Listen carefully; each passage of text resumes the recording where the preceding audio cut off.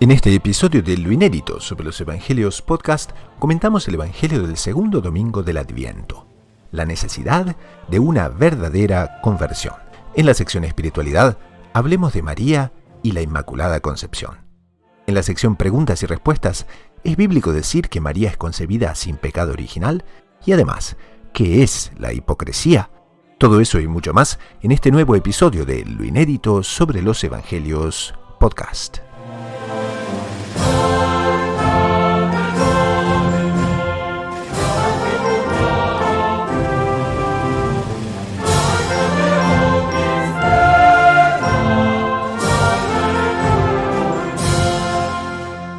Bienvenidos a este programa número 62 de Lo Inédito sobre los Evangelios, el podcast semanal de los Heraldos, número 47 del programa para Radio María Canadá, la voz católica que te acompaña.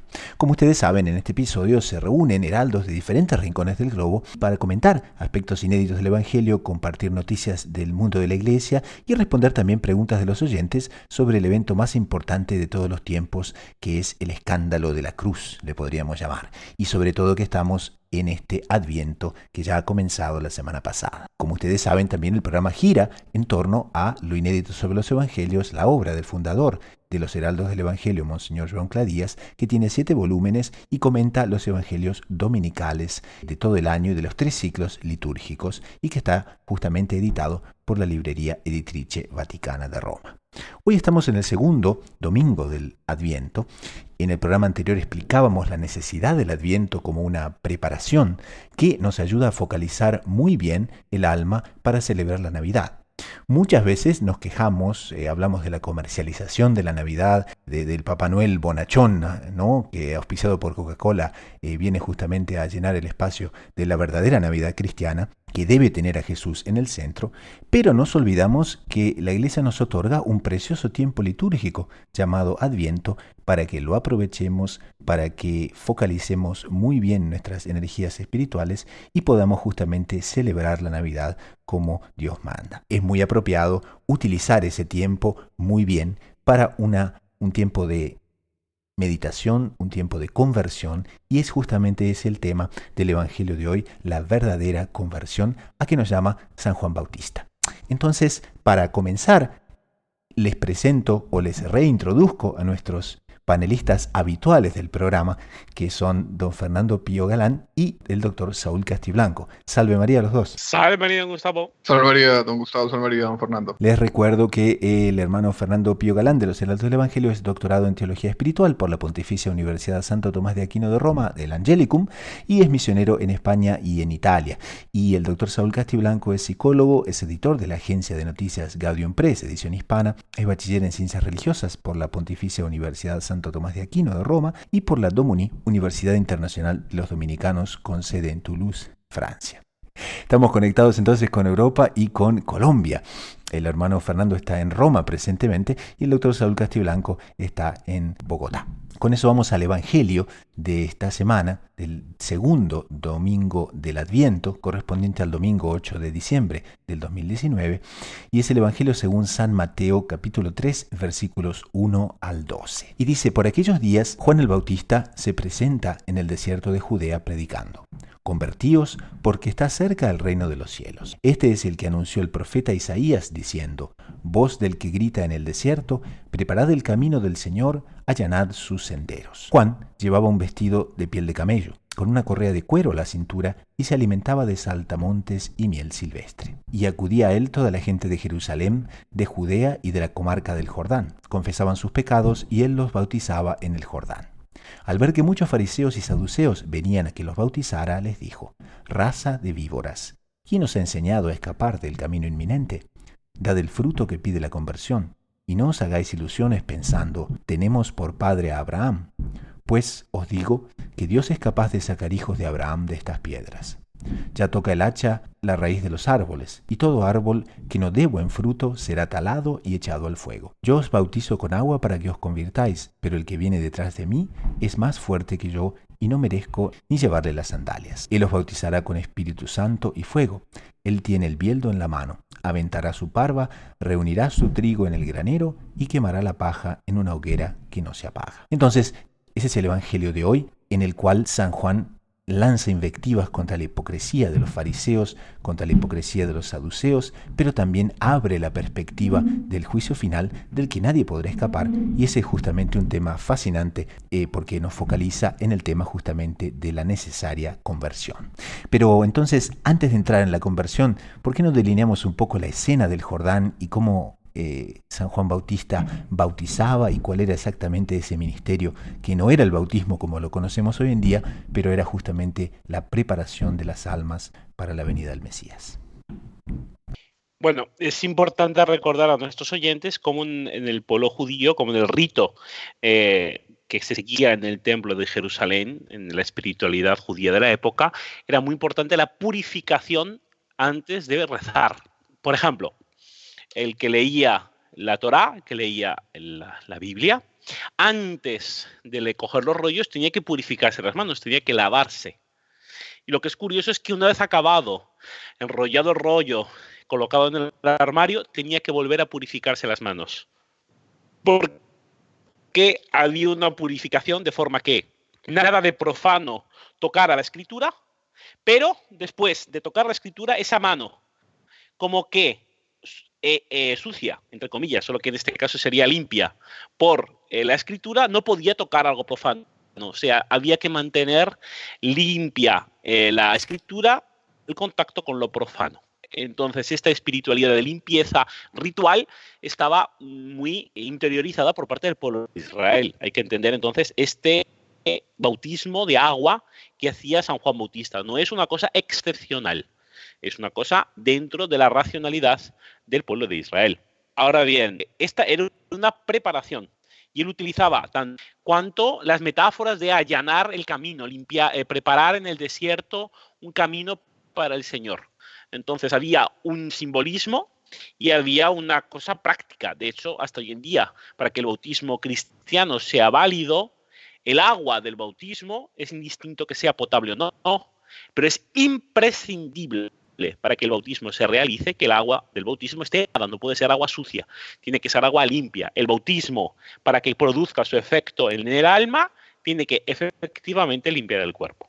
Interesante porque es un símbolo de esa limpieza interior a la que nos está convocando, en el caso concreto, San Juan Bautista, la que convocaba a San Juan Bautista. Creo que Monseñor Juan Clay menciona en lo inédito de los evangelios que era un bautismo que además era precedido por una confesión de los pecados, ¿no? Un reconocimiento de que se estaba en pecado y que se requería una conversión.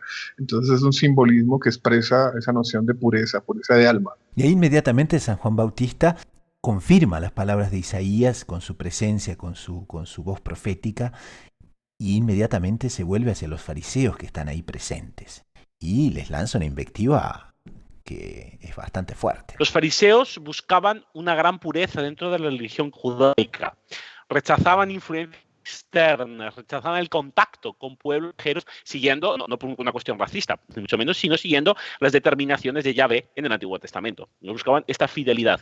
Los saduceos eran mucho más pragmáticos. Se reducían la Biblia judaica a los libros del Pentateuco, a los 5 primeros libros.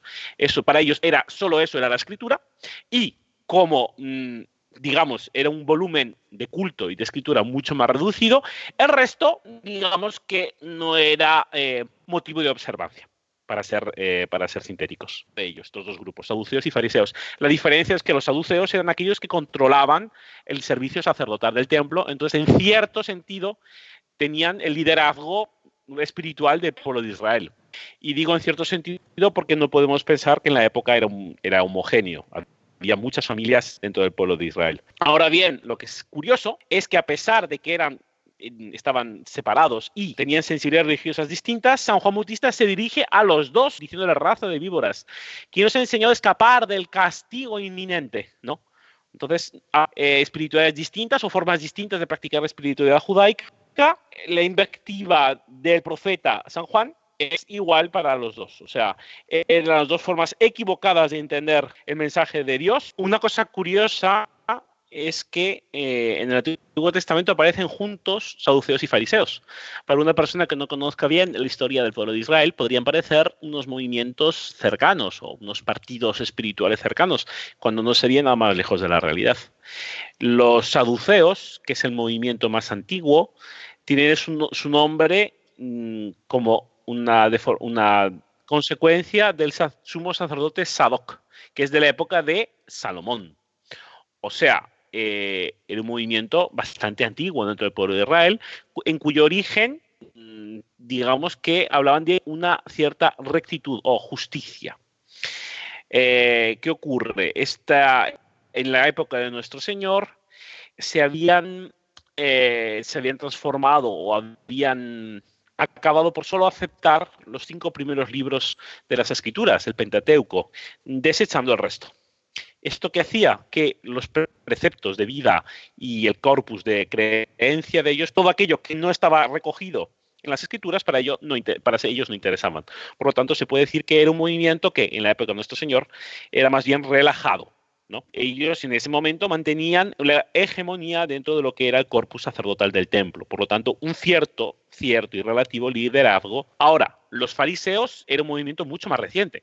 Así como hemos dicho que los saduceos se remontaban a los tiempos de Salomón, los fariseos eran mucho más recientes, era posterior al periodo de la cautividad en Babilonia, o sea, estamos hablando del siglo VI antes de Cristo, y los fariseos mantenían una pureza, mantenían un corpus de doctrina mucho más grande, aceptaban casi todos los libros del Antiguo Testamento, de lo que en la época de la Escritura, y siguiendo las enseñanzas de Yahvé en el Antiguo Testamento, se mantenían alejados de lo que eran las culturas, por lo tanto, las religiones extranjeras, a diferencia de los saduceos que no tenían tanto este problema. Entonces eran dos movimientos y una sensibilidad espiritual y religiosa muy diferente. Pero curiosamente, San Juan Bautista les da el mismo tratamiento. Raza de víboras. ¿Quién os ha enseñado a escapar del castigo inminente? Dad el fruto que pide la conversión. Y no os hagáis ilusiones pensando tenemos por padre a Abraham. Pues os digo que Dios es capaz de sacar hijos de Abraham de estas piedras. O sea, les da el mismo tratamiento a los dos. Él no se coloca de partidario de ninguno de ellos. Y toca justamente lo que sería el núcleo esencial. No basta ser descendiente de Abraham para estar salvado. O sea, ya está preanunciando el carácter universal de la Iglesia Católica. No basta ser del pueblo elegido.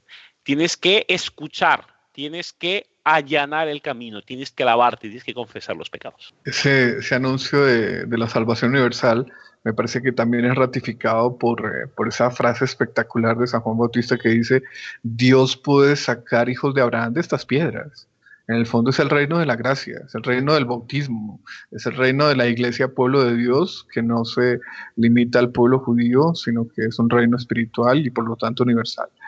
No sé, don Fernando, si digo algo errado diciendo que el inicio de, por lo menos los principios del pueblo fariseo eran interesantes, porque era justamente conservar la pureza de la práctica judaica, que era amenazada por otras culturas, que era amenazada por los propios vicios internos del pueblo. Pero justamente en el camino se van desviando, van perdiendo lo esencial, que es la práctica de los mandamientos, la vida interior, y se van recluyendo en los rituales, en las fórmulas, en todo aquello que podría tener apariencia de virtud, pero que no era virtud verdadera, y por eso la metáfora de sepulcros blanqueados. Y en ese sentido, Monseñor Juan Clá dice que eso tiene que ser analizado por todos nosotros, porque todos nosotros podemos comenzar con buenas intenciones, queriendo practicar la virtud, pero en el camino de la vida, por nuestros pecados, por el asumir las máximas del mundo, por etcétera, etcétera, nos va ocurriendo lo que le pasa a los buques, y es que cuando comienzan a surcar los mares, están limpios, y por lo tanto son más rápidos, pero con el paso del tiempo moluscos y otro tipo de objetos se van adhiriendo a la quilla, se van adhiriendo al barco y van obstaculizando el buen navegar. Y así nosotros. Y por eso la liturgia nos propone esta lectura en esta época de Adviento, que es época de conversión, que es época de revisar nuestras vidas. ¿Revisarlas de qué? Para hacer un examen de conciencia objetivo y real justo en aquello que hemos pecado, en aquello que hemos caído y también de las máximas erradas que hemos ido asumiendo para justificar nuestros pecados, que Monseñor Juan Clara en muchas ocasiones llamaba racionalización. ¿Y quiénes eran los fariseos? Los fariseos justamente eran los grandes racionalizadores. Ellos se creían santos de verdad. Ellos no se creían hipócritas, lo eran, pero no se creían hipócritas. ¿Cuántos de nosotros somos ese tipo de fariseos?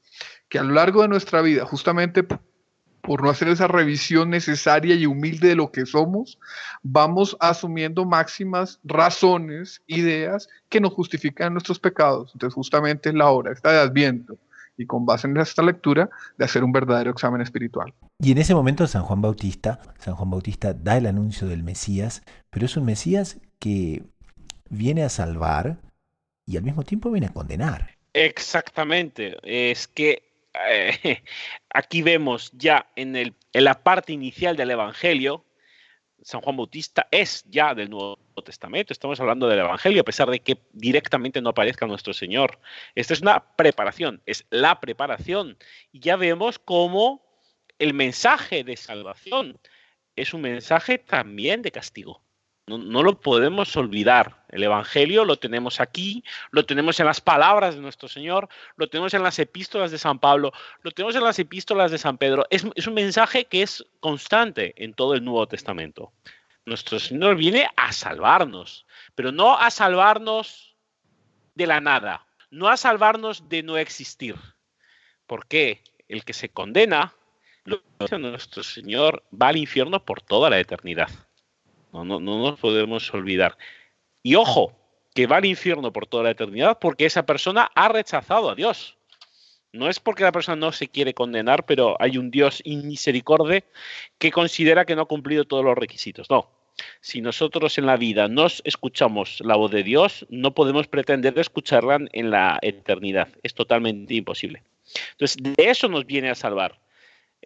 Nuestro Señor Jesucristo se encarna, predica, padece, muere, resucita para nuestra salvación y para salvarnos en cierto sentido de nosotros mismos. Por eso nos tenemos que dar cuenta de que somos pecadores, de que necesitamos limpieza, que necesitamos redención. Una cosa que caracterizaba saduceos y fariseos, que era la ya salvación, que por el hecho de practicar, de ser lo que eran, ya no necesitaba nada más. Era un ateísmo espiritual. O sea, era una vía espiritual para olvidarse de Dios. No, que en ese sentido se entiende el lenguaje fuerte de San Juan Bautista hacia fariseos y saduceos, ¿no? Es un lenguaje muy fuerte, raza de víboras, si Monseñor Juan Clá comenta aquí. Seguramente se los dijo a los gritos, pero es un lenguaje fuerte, pedagógico, a una alma endurecida por el orgullo, endurecida por la hipocresía, que creía que ya había adquirido la salvación, unos por ciertas prácticas, otros por ciertos oficios, ¿no? Y justamente era lo contrario. Eran almas que estaban cayendo en el infierno porque no cumplían lo esencial que eran los mandamientos. Entonces, era un acto pedagógico y al mismo tiempo fuerte. San Juan Bautista les dice en la cara, ustedes víboras hipócritas y tan malos como las víboras, por más que aparenten ser armiños, ¿cierto? Y ustedes, raza de víboras, no llegan a lo fundamental, que es la conversión. Y entonces Monseñor Juan Clá, en una actitud apostólica, nos advierte a nosotros de seguir por esa vía. ¿Cuál? La vía de ser sordo a la voz de Dios. Es un riesgo que todos adquirimos, ¿no? Y entonces interpreta Monseñor Juan Clá las palabras de San Juan Bautista cuando dice, o la figura de San Juan Bautista, que era una voz que clamaba en el desierto. Y entonces dice Monseñor Juan Clá, ¿qué es el desierto? El desierto es la actitud del alma que está abierta a escuchar la voz de Dios. ¿Y por qué? Porque en el desierto no hay nada que nos distraiga. En el desierto nosotros estamos más abiertos a escuchar esa voz de salvación. Contrario del desierto es ¿cuál? Lo dice aquí Monseñor Juan Clá, aquellos que están en el bullicio de la ciudad.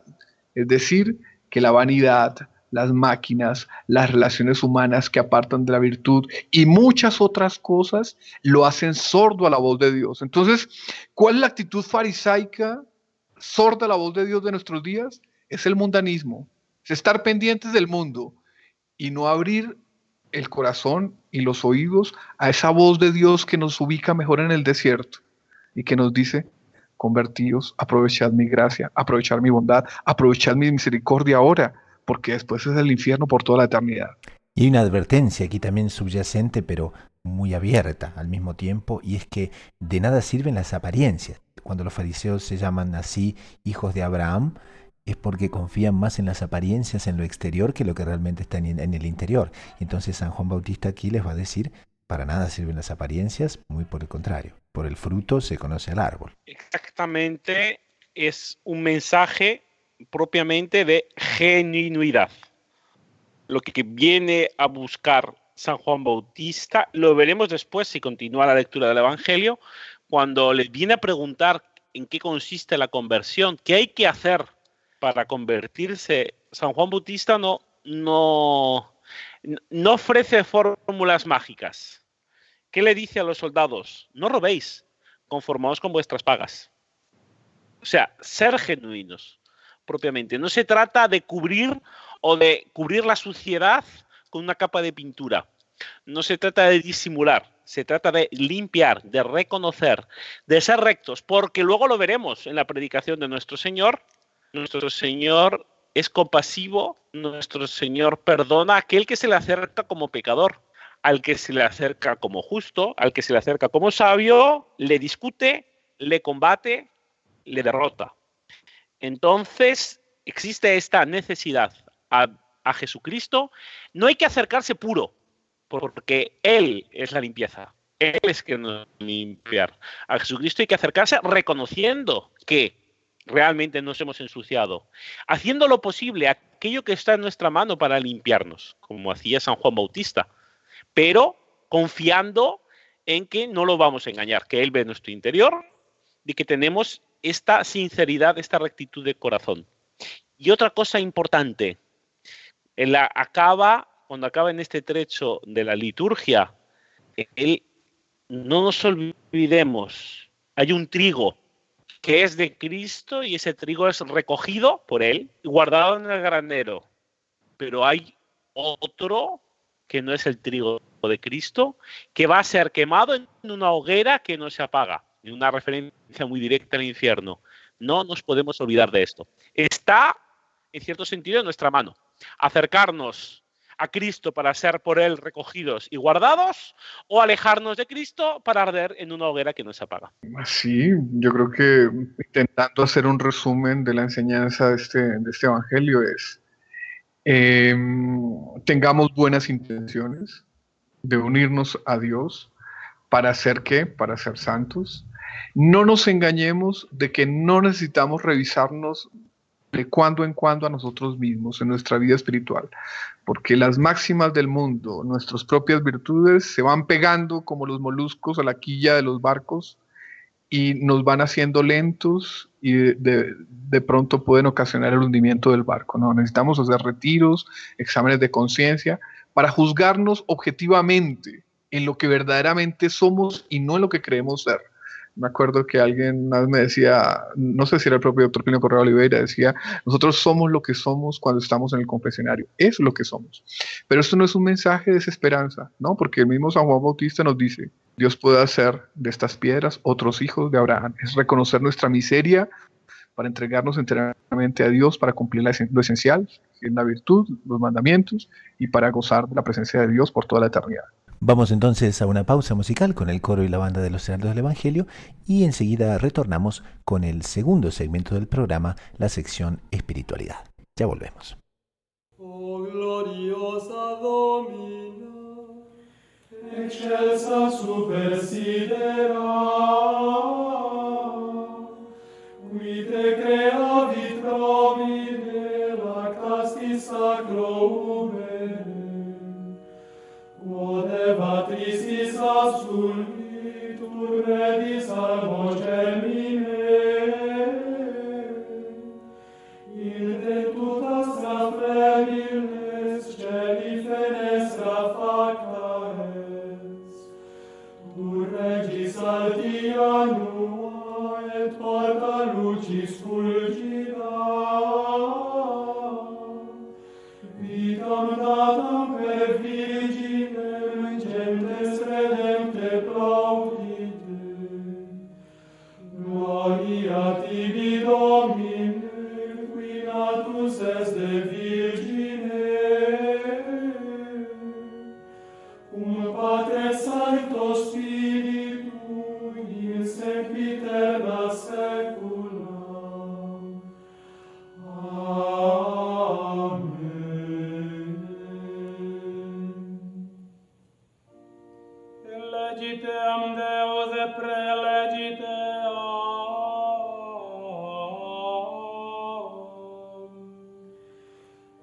habitare eam facit in tabernaculo suo.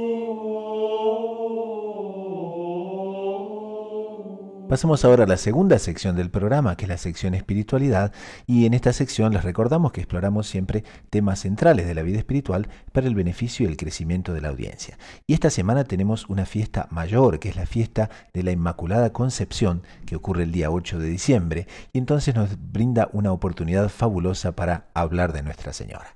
Entonces, la Inmaculada Concepción, para quienes no están así tan familiares o muchas veces se pierden un poquito en el calendario anual de las fiestas de Nuestra Señora, la Inmaculada Concepción, ¿qué viene a ser? La Inmaculada Concepción es el dogma de fe, porque como tal fue proclamado por el beato Pío IX en 1858. Por este dogma, que todo cristiano, todo católico tiene que sostener, Nuestra Señora fue concebida sin la mancha del pecado original por los méritos de Cristo. O sea, ya en el instante en que fue concebida, ya no tenía esta alma de la Virgen, que fue creada en ese momento, no nos olvidemos, que es lo que defiende la Iglesia, el cuerpo y el alma se crean al mismo momento. Ese alma de Nuestra Señora, a diferencia del resto de los mortales, no tenía mancha de pecado original. O sea, fue creado tal y como fueron creadas las almas de Adán y de Eva.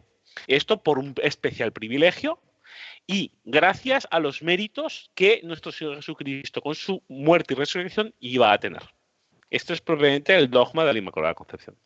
Don Fernando, usted me corrige, pero dicen los teólogos que ya el propio surgimiento de la Inmaculada, de Nuestra Señora sin pecado original, son las primicias de la venida del Redentor, ¿no? Sí, claro, por supuesto. O sea, se tardó bastante tiempo, de hecho se tardó hasta 1858 a ser definido como tal, pero justamente no se puede separar, no existe redención fuera del Redentor, solo ha habido una única redención. Entonces, a pesar de que Nuestra Señora nació antes, para Dios, que es al fin y al cabo el que aplica las gracias, no existe una sumisión al tiempo. Por mucho que nuestro Señor aún no había nacido y mucho menos muerto, Dios Padre, creador de todo, ya podía aplicar los méritos, ya tenía esta capacidad. Por lo tanto, como quiso, lo hizo, que sería propiamente el razonamiento que utiliza el beato Duns Scoto para justificar justamente este privilegio de Nuestra Señora. Pero que Nuestra Señora esté concebida sin pecado original tiene una gran consecuencia para nuestra propia salvación, para nuestra propia vida espiritual, para la manera inclusive en que recibimos las gracias por intercesión de ella, ¿no es cierto? Por supuesto, porque una cosa que no nos podemos olvidar, la cual insiste mucho San Luis María Griñón de Montfort, es que la historia de la salvación necesita del sí de María. No solo su sí, de su persona. La Virgen María fue pesada por Dios para ser el vaso privilegiado donde se encarnaría su Hijo, el Redentor. Por lo tanto, este lugar privilegiado, esta persona privilegiada, tenía que tener toda una serie de características que fueran comparables, que fueran razonables para su altísima misión. Ahora, si esta misión la tuvo para la cabeza, que es Cristo, ¿cómo no va a tenerla también para el cuerpo, que somos nosotros, que somos la Iglesia?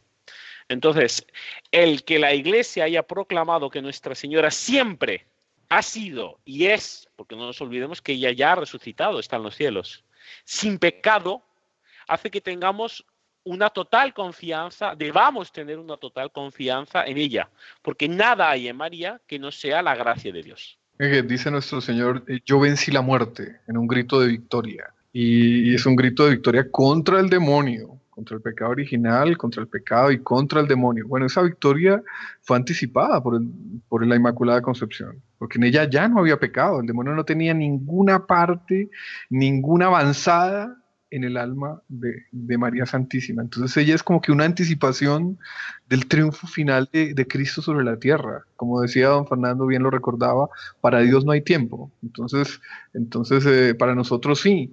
Pero el hecho de que ella existiese ya sin pecado original, ya representaba una derrota gigantesca, por no decir absoluta, contra Satanás. Ya le anunciaba que venía el Redentor, porque él tenía que darse cuenta, el demonio tenía que darse cuenta que esa mujer no era especial, no, era inmaculada.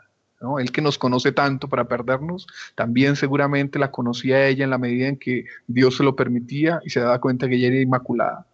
Entonces yo creo que es también un mensaje para todos nosotros. Ella que es nuestra madre, nuestra real madre espiritual, el cuello del cuerpo místico de la iglesia, como lo dicen muchos teólogos, ¿no? En ella el género humano ya comenzó a triunfar, porque Cristo era hombre también, pero era Dios. Ella era mera criatura humana, redimida, ante prevista mérita. Ya en mérito en previsión de los méritos de Cristo, su pecado original le fue ahorrado, no le fue borrado, le fue ahorrado, ¿no? Pero ella, que es el pináculo del género humano, con Dios nuestro Señor, evidentemente, en ella triunfamos todos, triunfa todo el género humano que se una a ella y a través de ella a Cristo.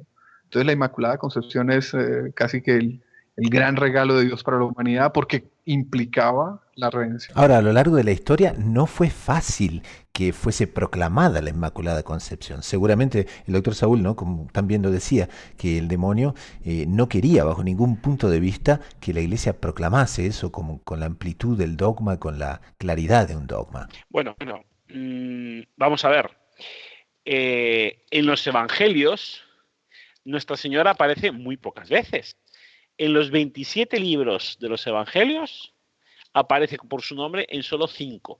Objetivamente hablando, ella aparece pocas veces en los Evangelios, ¿de acuerdo? Esto es una cosa objetiva. Ahora bien, la importancia, la intensidad y la estrategia de las veces que aparece nos hacen ver que esta falta numérica de apariciones, de referencias en los Evangelios no presuponen una irrelevancia de su figura, sino más bien lo contrario. Entonces, dentro de este cuadro, a lo largo de la historia, ha habido, siendo buenos, incomprensiones del papel de María. Ha habido personas o movimientos espirituales que han querido un poco, tal vez, al estilo que hicieron los fariseos en su día, apegarse a la literalidad de aquello que estaba escrito sin querer seguir el sentido de lo que estaba escrito. Han preferido apegarse a la letra, pero olvidarse del espíritu. Y en este sentido han declarado que María, su papel ya había sido cumplido, porque al fin y al cabo únicamente tenía que estar presente para la encarnación, lo cual, como hemos comentado, no se corresponde con el mensaje evangélico. O, por otro lado, no habría sido fiel a ese propio mensaje evangélico. Esta segunda parte directamente tocaría más en el delirio que en el tenor literario. Pero bueno, es lo que se ha dado. Entonces, realmente, a lo largo de la historia, sí, dentro de la Iglesia, alrededor de la Iglesia, contra la Iglesia, ha habido muchos movimientos espirituales que han hablado contra María e incluso misterio cristianos, católicos, que si bien reconocen sus privilegios, reconocen su papel dentro de la historia de la salvación, con una incoherencia como menos paradójica, no quieren acercarse a ella, no le quieren pedir su intervención. Y no nos podemos olvidar que si bien es cierto que María, cuando el ángel le pide permiso para que el Hijo de Dios se encarne en ella, le dice, hágase en mí según tu palabra, la siguiente vez que la vemos dirigirse a alguien en forma de diálogo, a alguien distinto de su hijo, que es en las bodas de Caná, ¿qué dice? Le dice a los siervos, haced lo que él os diga, o sea, cumplir su palabra. Por lo tanto, vemos que quien se acerca a María, en el, digamos, más extremo de los casos, como mínimo recibe una exhortación a hacer aquello que Jesús manda, o sea, a cumplir las palabras de su Hijo. Y digo en el más leve de los casos porque los que somos devotos de la Virgen María sabemos que no solo recibimos una exhortación verbal, recibimos toda una atención, toda una intercesión para ser capaces, para tener las fuerzas de hacer realmente lo que Jesucristo quiere que haga. Creo, don Fernando, que ese es justamente el odio del demonio a la exaltación de la Virgen como Inmaculada. Y ciertamente el demonio quiso impedir que se le reconociese a María Santísima ese título justo, ¿no? Justamente el momento en que la Iglesia empieza a elevar de una manera muy particular la figura de la Virgen, entre otras cosas, con la declaración de este dogma, pues atrae la visión de los católicos del mundo entero cada vez más a ella. Y es muy afirmado por muchos teólogos que el reino futuro es el reino de ella. Es el reino de ella. ¿Para qué? Para que nos lleve a Cristo, para que nos figure como Cristo, para que nos haga santos, ¿cierto? Con la gracia que ella administra. Pero justamente, entrando un poco en la pregunta del hermano Gustavo, yo creo que era ese odio del demonio a que la exaltación de la figura de la Virgen, entre otras razones con este título de Inmaculada, impidiera una gran vía de santificación, la obstaculizara. No nos olvidemos, en este sentido, tal y como dice el doctor Saúl, que tenemos a un enemigo que ruge alrededor nuestro queriéndonos devorar, como dice San Pedro, ¿no? Justamente aquí tenemos al demonio, una figura que para nada es una idea. Sabemos por fe que es una entidad, es un ángel caído, que tiene envidia del género humano y quiere que el género humano se pierda. Solo que tenemos una referencia bíblica en lo que es denominado el protoevangelio, o sea, el Génesis, cuando se determina que va a haber una lucha perpetua entre la estirpe de la serpiente, demonio, y la estirpe de la Virgen, la estirpe de la mujer. La Iglesia católica sostiene como verdad de fe que esta mujer es la estirpe de la Virgen. Y esta lucha es querida, es establecida por Dios desde el inicio de la creación, desde el inicio de la historia de la salvación, pero no solo es iniciada por Dios, sino también es terminada por Dios. Porque en el mismo acto en el cual define que existe estas enemistades entre la mujer y la serpiente, y entre la raza de la Virgen y la raza de la serpiente, también determina que la serpiente hará lo posible para ganar, pero que al final quien aplasta la cabeza de la serpiente es el talón de la Virgen. Por lo tanto, existe un triunfo predeterminado de Dios de la raza de la Virgen sobre la raza de la serpiente. Este triunfo lo vemos confirmado, lo vemos actualizado y proclamado en todo el mundo en el mensaje de la Virgen, Nuestra Señora de Fátima. Por fin, mi Inmaculado Corazón triunfará. Por lo tanto, sí, es normal que el demonio aceche a aquellos que son devotos de la Virgen, pero tenemos que tener fe, confianza y esperanza en Dios y saber que el acto final va a ser que la cabeza de la serpiente va a ser aplastada. Es impresionante, don Fernando, esa exaltación que ya desde el Génesis Dios hace de la Virgen, porque Él podría haber dicho perfectamente, Dios nuestro Señor, pondré enemistad entre ti, entre tu serpiente y entre la raza de mi hijo, entre la raza del Mesías. No, Él dice entre la raza suya y la raza de la mujer, de la Virgen. Ya es muy claro que se refería a la Virgen, ¿no? Y es impresionante también que esa raza que va a luchar contra la raza del demonio, contra los hijos del demonio, existe desde el origen de los tiempos, ¿cierto? El profeta Elías, Moisés, pero a ellos en el Génesis los está llamando hijos de la Virgen, de la raza de la Virgen. Entonces, casi que se podría decir que al mismo tiempo que Nuestra Señora es lo que es en previsión de los méritos de Cristo, así también los luchadores contra el demonio del Antiguo Testamento como que se nutrían de su virtud en previsión de la fidelidad de María Inmaculada. Pero mucho más, en ese sentido, mientras más se sea hijo de la Virgen y de la raza de la Virgen, y por eso mismo, de la raza de Cristo, pero en esta medida, raza de la Virgen, se es más contrario a la raza del demonio. Ya el propio Génesis nos dice, oiga, la lucha es entre dos razas, y es la raza de la Virgen la que triunfará. Decir la raza de la Virgen es lo mismo que decir la raza del Redentor, pero el Génesis nos dice raza de la Virgen. Podemos decir la raza de la Inmaculada Concepción. En unión con esa Inmaculada seremos los guerreros que tendremos que ser en contra del demonio. Entonces, el tema de la Inmaculada Concepción, centralísimo para nuestra preparación hacia la Navidad y para vivir realmente este tiempo del Adviento. Pasamos a la segunda parte del programa, que son las preguntas de los oyentes y las respuestas. Un oyente que escuchó la respuesta sobre la Inmaculada Concepción del programa anterior pregunta si es bíblico el decir que María es concebida sin pecado original. Hermano Fernando, ¿Cómo es esto? Pues muy bien. Tenemos que tener un principio muy claro. La Iglesia Católica jamás nos va a proponer cualquier cosa para nuestra fe que no tenga una base en la Sagrada Escritura. Es imposible, porque no tenemos otra fuente de revelación que esté separada. Es cierto que existe una única fuente de revelación, que es la palabra de Dios, y en esta fuente de revelación tenemos como que dos chorros. Uno sería la Sagrada Escritura y otro es la tradición de la Iglesia. Ahora bien, si bien no se confunden, no pueden diverger. No es posible que la Escritura diga una cosa, la Sagrada Tradición diga otra. Por lo tanto, todos los dogmas de la Iglesia, todo aquello que enseña la Iglesia tiene una conexión necesaria con la palabra de Dios que se encuentra reflejada en la Sagrada Escritura. En todo caso, para aquellos oyentes que nunca lo hayan escuchado, voy a proceder a leer la parte, digamos, doctrinal del dogma de la Inmaculada Concepción, como el Papa Beato Pío IX escribió en la bula Ineffabilis Deus del 8 de diciembre de 1854.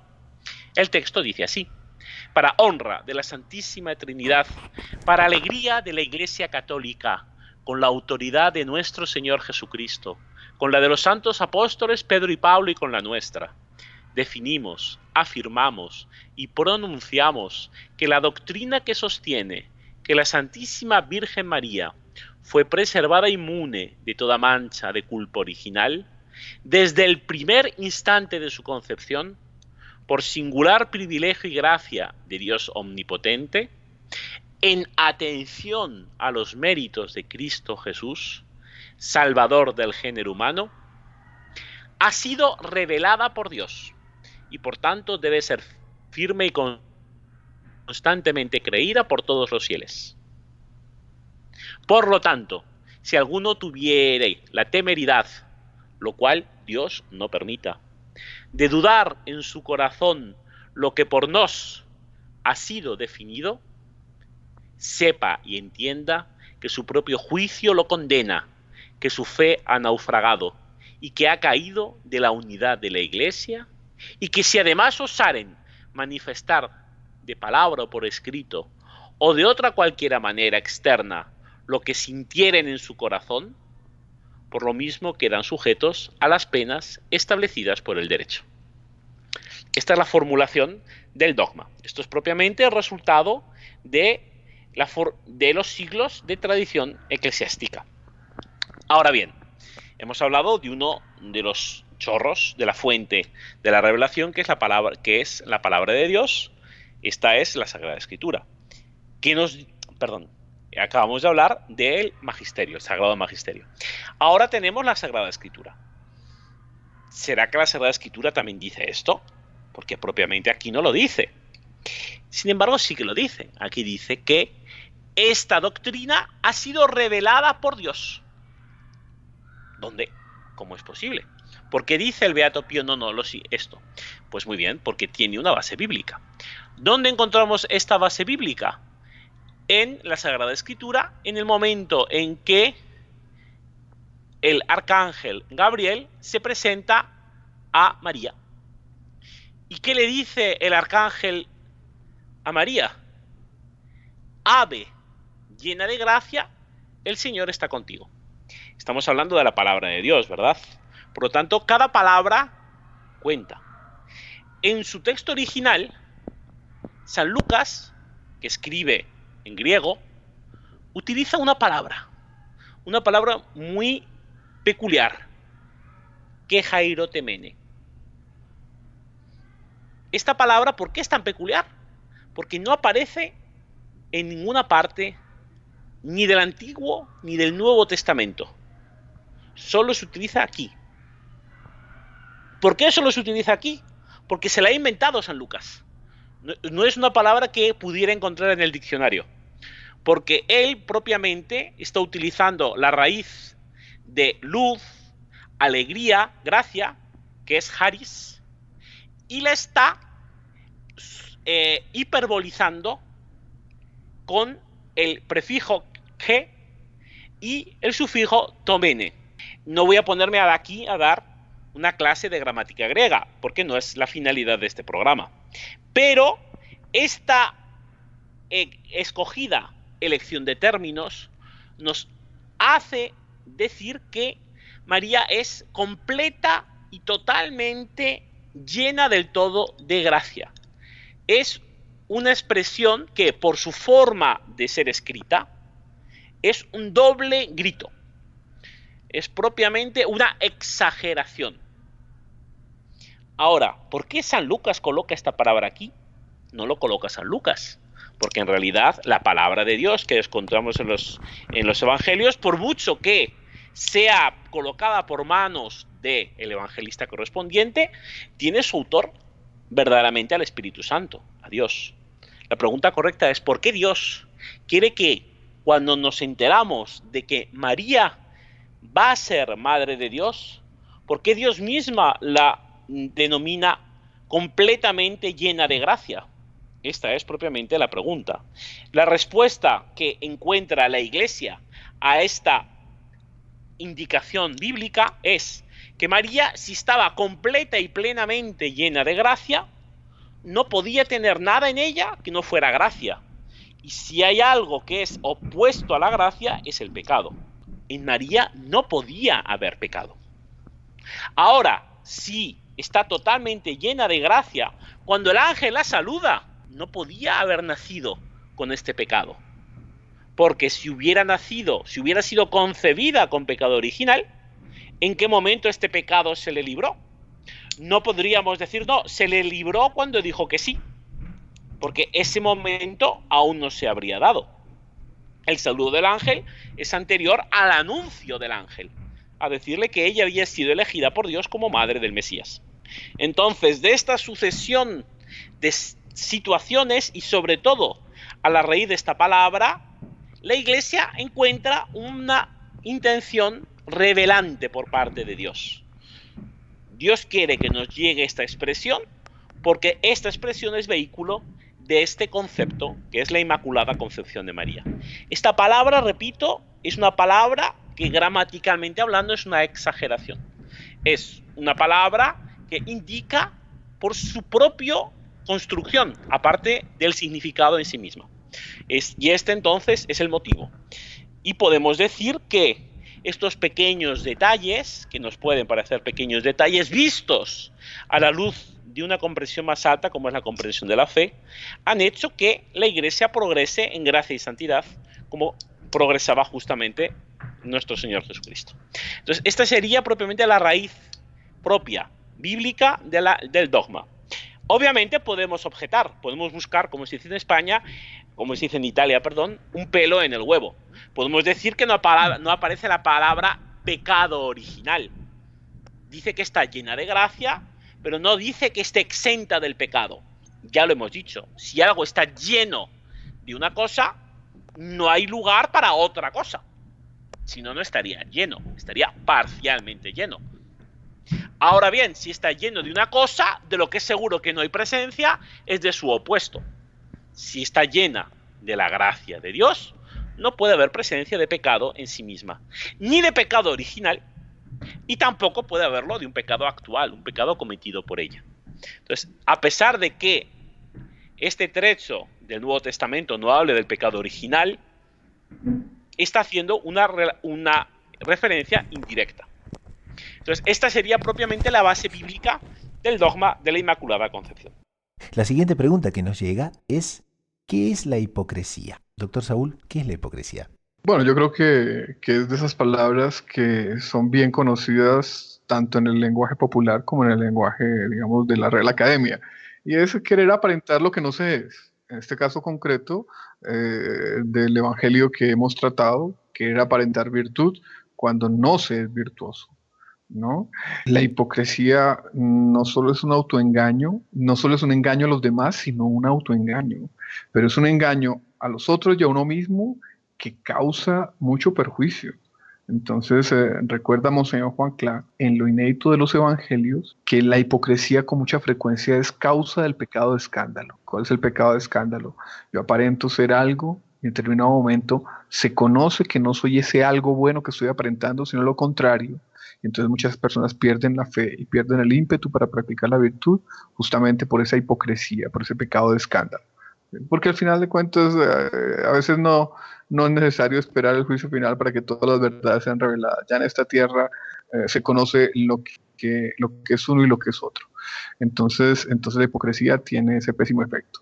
Con mucha frecuencia, los hipócritas usan la hipocresía para colocarse en puestos destacados tanto en el orden civil como no solo en el orden civil, ¿no?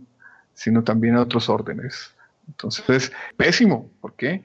Porque a la cabeza tanto del cuerpo social, civil, como del cuerpo eclesial, lo ideal es que estén los mejores son los virtuosos. Entonces, como dice el Evangelio, si la cabeza se pudre, ¿qué podemos esperar del cuerpo? El pescado comienza a pudrirse por la cabeza. Entonces, otro de los grandes males de la hipocresía. Pero yo creo que el peor, personal, es que nos va haciendo sordos a la voz de Dios. ¿Cierto? El hipócrita al principio sabe que es hipócrita, pero después de un tiempo se da cuenta que termina creyendo que no, que él sí realmente es bueno y es virtuoso. Y crea una coraza inmunda para impedir la voz de Dios. Y eso es algo parecido al pecado contra el Espíritu Santo. Ya Dios no puede actuar en esa alma. ¿Por qué? Porque esa alma se cree buena cuando no lo es. Y esa alma se aísla de Dios cuando justamente la salvación es vivir unido a Él. Entonces la hipocresía realmente es una cosa a temer. Pasamos entonces al último segmento del programa, que es la sugerencia de la semana. Una website, un libro, un podcast de doctrina católica que nos haya gustado para el bien espiritual de las personas. Hermano Fernando, ¿qué tendríamos? Pues bueno, ya que hemos hablado del punto de que si era bíblico decir que Nuestra Señora era Inmaculada, y hemos hablado también del papel que tenía la Virgen en la espiritualidad del cristiano, pues qué mejor que un libro de un sacerdote jesuita, el padre Bo Jorge. Este sacerdote, que además es argentino, hace una recopilación sintética muy interesante sobre las apariciones, o sea, las veces que la Virgen María está presente en los evangelios, las veces que es referenciada en los evangelios. Entonces, el padre Horacio Bo Jorge hace un elenco y explica. Entonces, es un libro que yo recomiendo a los oyentes que estén interesados en el tema. Como otras veces, pertenece a la Fundación Gratis Date, que permite tanto la compra en papel de estos libros cuanto su descarga legal y gratuita en PDF en su página. Por lo tanto, aparecerá referenciado en las notas del programa. Doctor Saúl, ¿qué nos receta esta semana? Yo quisiera recomendar una página de internet que no sé, don Fernando, qué tan conocida sea en España, porque es española, que se titula Arbil, con B grande, arbil.org. Es un poco doctrinaria, algunos artículos son un poco densos, pero es muy fundamentado, trata sobre temas vida, familia, históricos, ¿cierto? Pero siempre muy profesional, muy fundamentado. Cuando uno termina de leer un artículo de esta revista, uno dice, oiga, en absoluto perdí mi tiempo, aprendí muchas cosas, en un lenguaje más o menos accesible al gran público. Entonces quisiera recomendar y visibilizar más bien esta revista, arbil.org. Efectivamente es una página bien conocida en España y con una seriedad contrastada. Y a quien les habla le gustaría recomendar el volumen número 1 de Lo Inédito sobre los Evangelios, porque cubre justamente el Adviento en que estamos comentando, y son tantos los elogios que recibimos al respecto de los comentarios que Monseñor John Clase de los Evangelios, que realmente les recomendamos ir a la fuente. Entonces pueden adquirir el volumen número 1 de Lo Inédito sobre los Evangelios y los pueden adquirir en formato digital también. Y con esto, en nombre del equipo de producción y de quien les habla, el hermano Gustavo de los Heraldos, nos despedimos hasta dentro de una semana. Así que a rezar mucho, a perseverar con confianza, con los ojos en la Eucaristía y en María Santísima, a la búsqueda incansable de descubrir siempre más lo inédito sobre los Evangelios.